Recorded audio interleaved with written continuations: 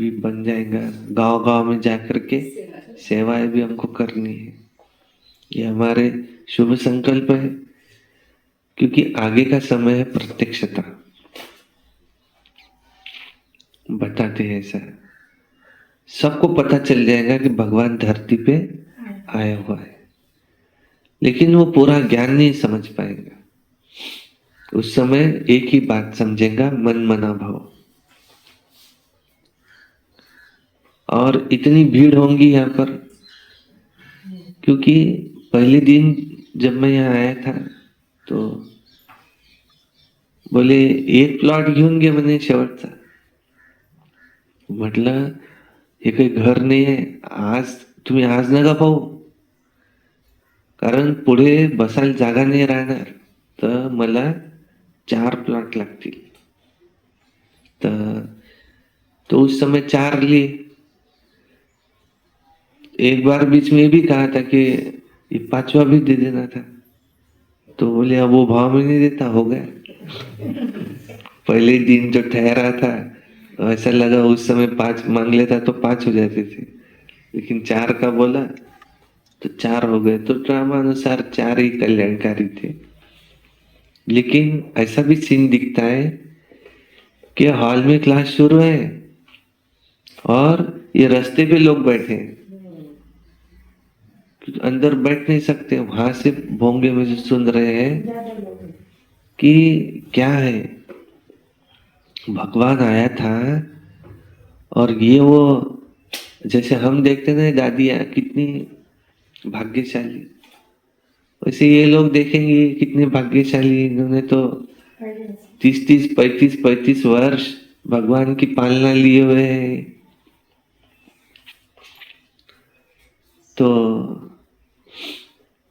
ब्रह्मा बाबा मम्मा ने शुरू के 35 वर्ष 30 वर्ष पालना लिए, हमने आखिरी के 35 वर्ष लिए.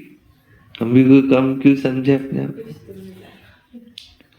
सबका ही पार्ट शुरू का रहेगा तो अंत का भी तो कोई किसी का पार्ट लगेगा. 100 वर्ष का संगम युग है तो हर एक का पार्ट अपने अपने जगह विशेष है. बस. तो मैं तो लक्की सितारा हूँ, भगवान ने मुझे चुना है. जो वो कहता है मेरी श्रीमत पर चलो, मुझे श्रीमत पर चलना है. और मैं बाबा को कहूँ कि बाबा मुझे सिर्फ ये एक चीज देना, बाकी कुछ मत देना. एक चीज तो मैं तुमको मांगता हूँ. कौन सी? कि मुझे इतनी ताकत देना कि मैं आपकी श्रीमत पर चलता रहूं.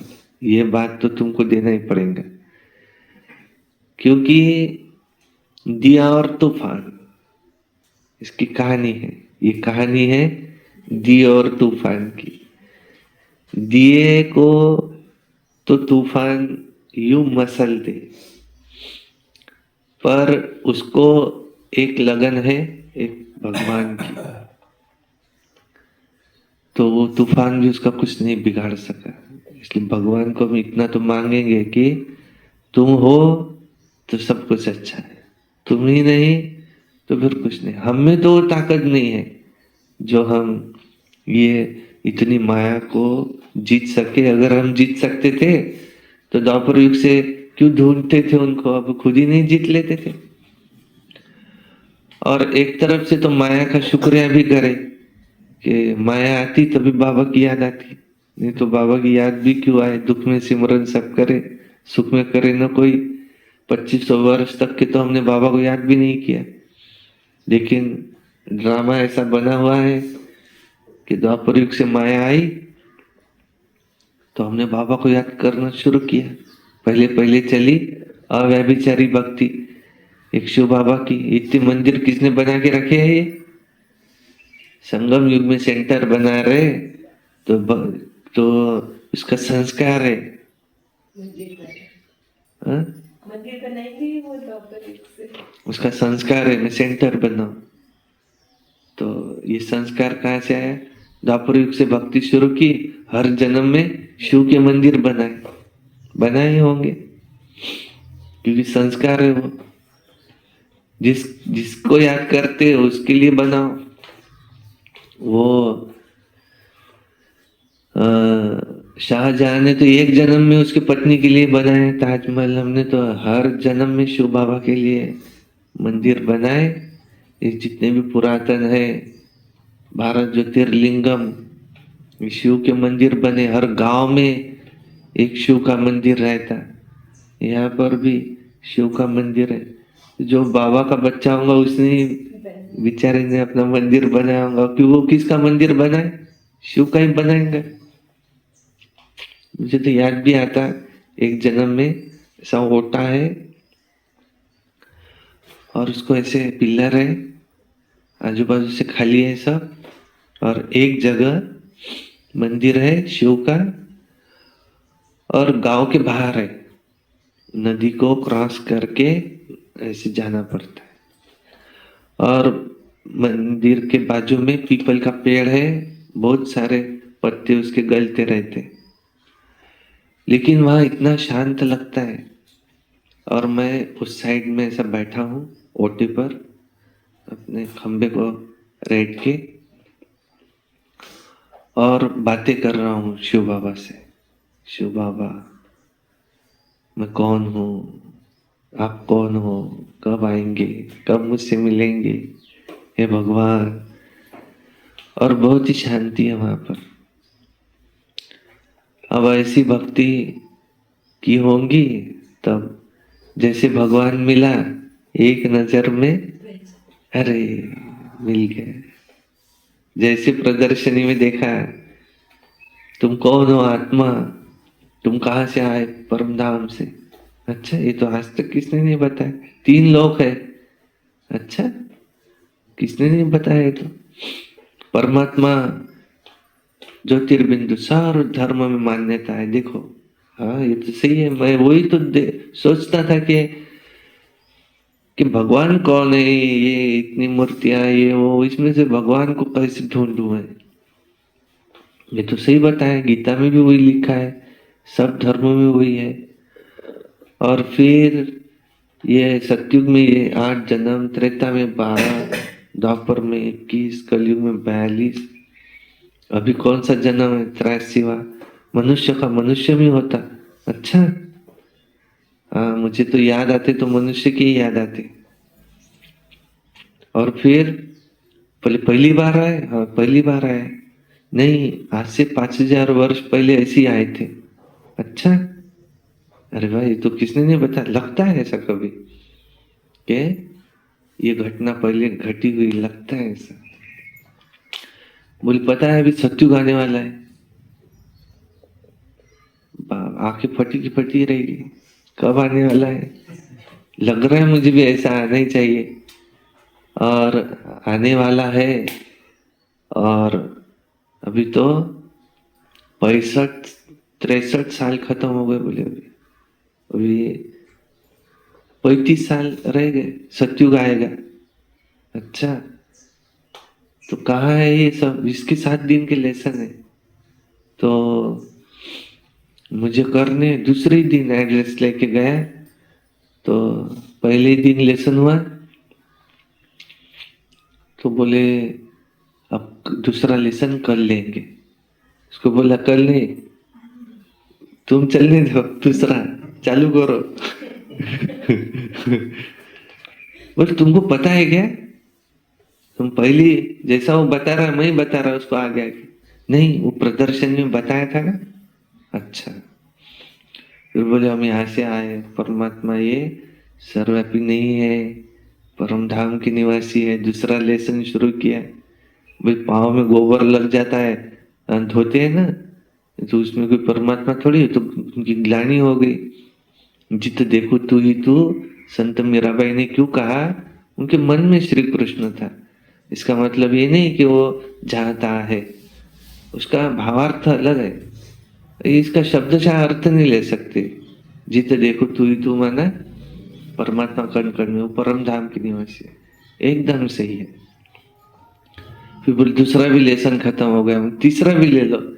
नहीं नहीं बोले, एक एक दिन लेंगे, कल लेंगे। ठीक है। मेरे साथ में एक कोई आया था, उसको पूछा तुमको कुछ पूछना है? बोले नहीं, मैं आज इसको पहुंचाने के लिए आया था, मैं कल से आने नहीं वाला हूँ। तो इसका चलन दो बोले तो। फिर दूसरे दिन से मैं अकेला ही जाने लगा। तो देखो बोले इतनी अपन ने दुर्गा देवी बैठाई चैतन्य और मेला लगाया, कितने हजारों लोग प्रदर्शनी सुनने के लिए आए। तो ये निकला है बोले ये अकेला इसमें से। तो देखो भगवान ने बोले तुम्हारे पर कितना खर्च करा है हमारा, और हमारा टाइम भी कितना गया, तो तुमको निकालना था। अरे वाह, तो अब मुझे तो यही करना है। तो घर पे पता चला रूम पे आए, पिताजी कहाँ गया बोले, तो तिथं ओम शांतीत जात असते संध्याकाळी, वहां जाता रहता है बोले शाम को। वो वहां आए सेंटर पे, वहां से लेके गए रूम पे, 1 घंटा समझाया मुझे, तू कहाँ भी जा लेकिन वहां मत जा, वो छोड़ के कहाँ भी जा। अरे वो जो शादी नहीं करते लाएंगा आपत वो शादी नहीं करते बोले उसमें, वो अपने वहां सगने सर, वो मेरे को सब मालूम है बोले उसमें का। तो अपने घर में बहुत है करने के लिए, तो पढ़ना बोले सुंदरकांड, ये मंत्र है बड़ा, हरे राम राम राम हरे हरे, हरे कृष्ण कृष्ण कृष्ण हरे हरे, जपते रहना बोले, सब इच्छाएं पूरी होती इसमें। पर मैंने कहा मुझे इच्छाएं पूरी करके क्या करूंगा, मुझे ज्ञान चाहिए।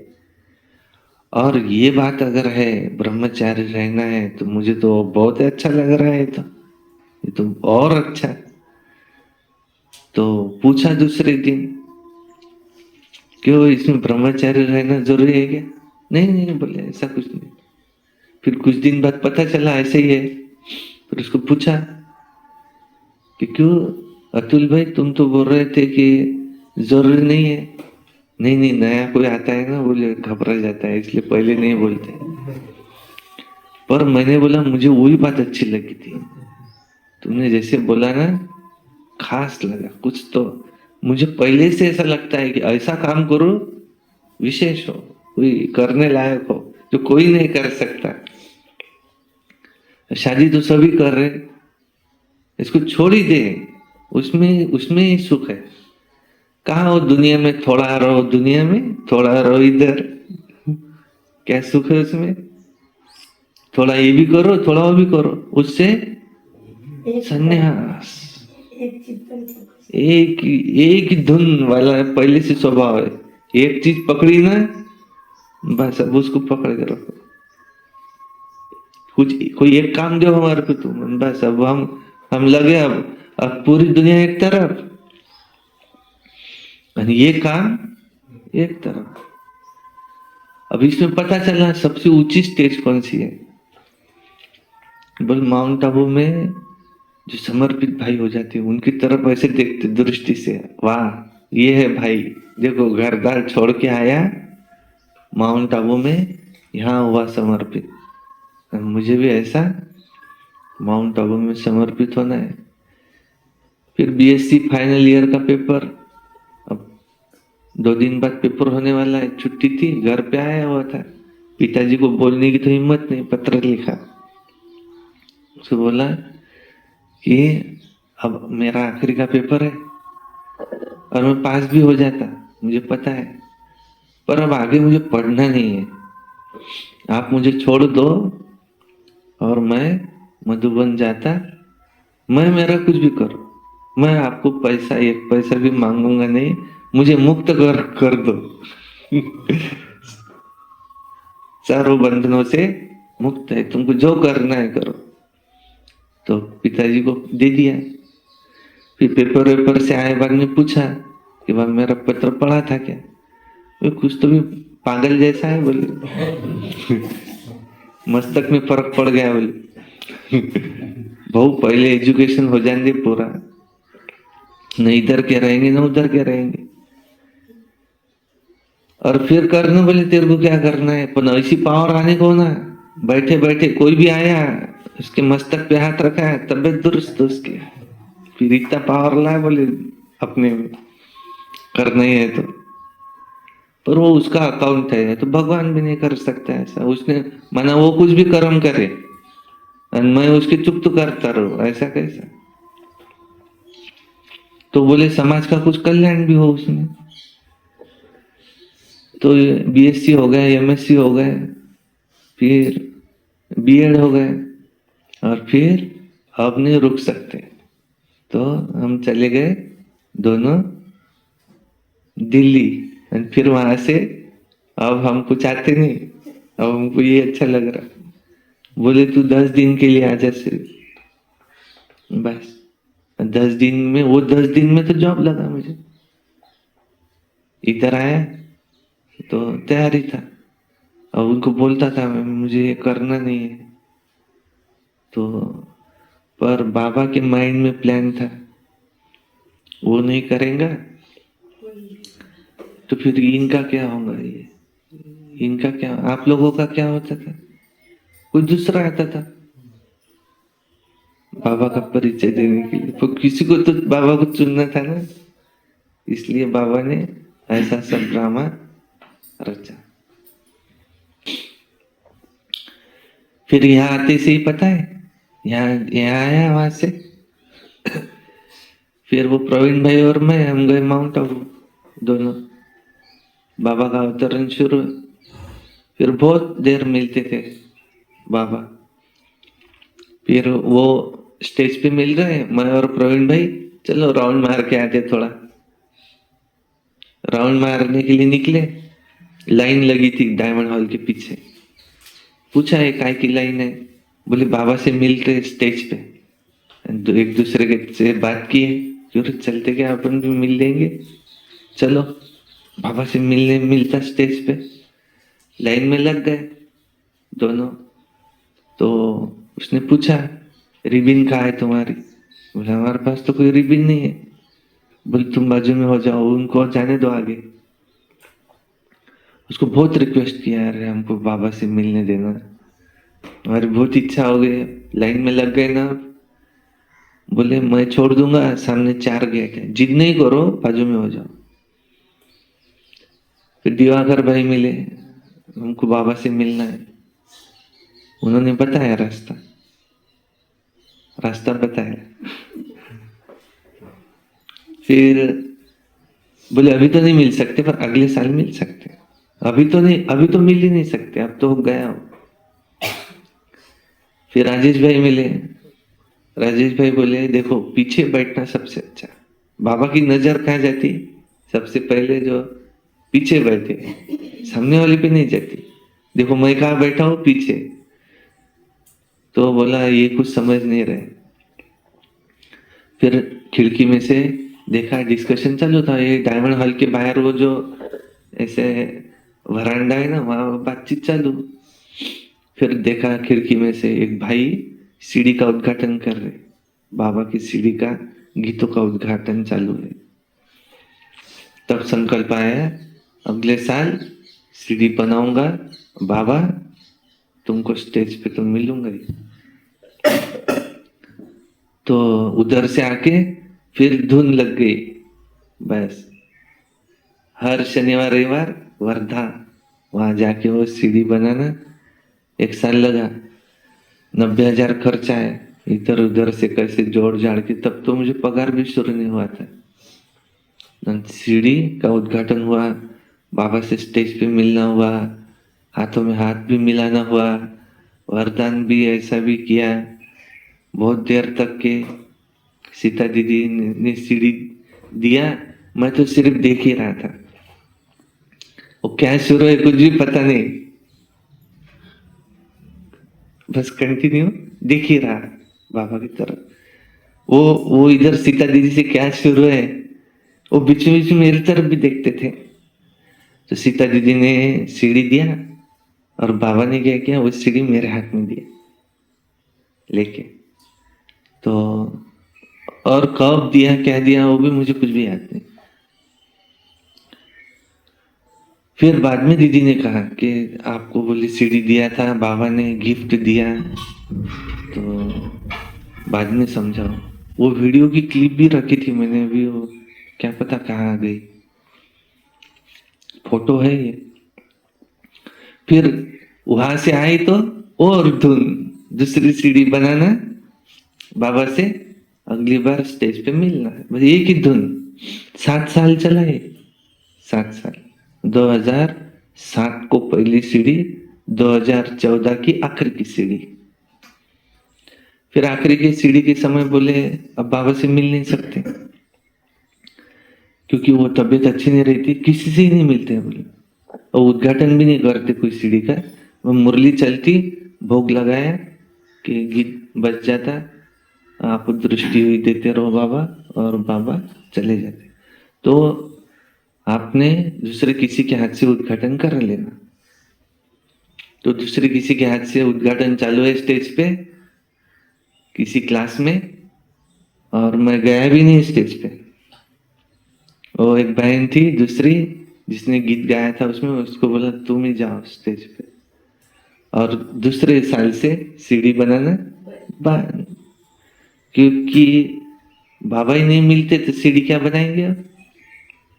जिसके लिए अपन बना रहे थे, अपना उद्देश्य वो था बाबा से मिलना, क्योंकि वो आराम से मिलते आता था वहां। सीडी रही, उद्घाटन ये वो आराम से, और वैसे गए तो बस सामने से चले जाओ, ऐसा था। फिर वो हुआ, फिर योद्धा का शुरू हुआ। उधर से जा रहा था मैं, तो ये क्या है बैच, ओम शांति, वो तो यहाँ भी है बोला, यहाँ तो हमको कुछ पता ही नहीं, गांव में देखा किसी को कुछ मालूम नहीं। बस फिर दूसरी धुन लग गई कि पहले घर पे ही चलती थी गीता पाठशाला, सूरज भाई जी ने उद्घाटन कर रहा था उसका 2011 में। और फिर ये धुन लग गई, यहाँ हमको गीता पाठशाला बनाना है, अपना गांव है, जन्मभूमि है, चलो गांव के लिए भी कुछ करेंगे। तो जगह लेके फिर फरवरी 2017 में इसका भी उद्घाटन हो गया। फिर रोज यहाँ मुरली पढ़ना, पहला 1.5 महीना 45 दिन पूरा याद है मुझे, एक भी नहीं सामने, बस मुरली लेना, ऐसे नहा धो के अपने ये कपड़ों में बैठना, मुरली लेना, और एक एक समझा के देना, ऐसा इमेजिन करके कि बहुत लोग बैठे सुन रहे। और 1.5 महीने के बाद में फिर बेले गुरुजी मिले, आते जाओ, वो भी आने लगे एक, फिर उनके साथ एक देशमुख वो आने लगे। फिर ऐसे धीरे धीरे बढ़ते बढ़ते देखो आज इतने हो गए, 30 हो गए, अब 30 के 300 होंगे, 300 के 3000 होंगे, आगे मांगेंगे नहीं हो। और वो कुछ हो ना हो, लेकिन अपने को कितनी खुशी है उसकी, कि मुरली समझा रहे तो अपने को तो समझ में आ रही वो, और उस बहाने हम उस कांटेक्ट में तो है, नहीं तो करेंगे क्या सारा दिन।